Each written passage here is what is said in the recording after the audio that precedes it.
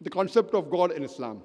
The best reply that any Muslim can give you regarding the concept of God in Islam is quote to you Surah Ikhlas, chapter number 112, verse 1 to 4, which says, Kul huwallahu ahad. Say, He is Allah one and only. Allahu samad. Allah, the absolute and eternal. Lam yalid wa lam yulad.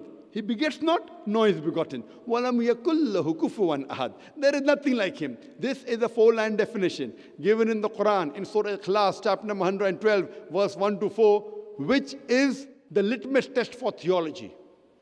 Theo means God, logy means study, theology means study of God. Surah Ikhlas is the litmus test for theology. Anyone says that so-and-so candidate is God, if that candidate fits in this four-line definition, we Muslims have got no objection in accepting that candidate as God. The first is, Qul huwallahu ahad. Say He's Allah one and only.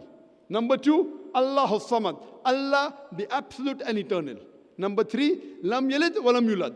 He begets not, nor is begotten. Number four, Walam yakul lahu kufuwan ahad. There's nothing like Him. This is a four-line definition about Allah subhanahu wa ta'ala given in the glorious Quran.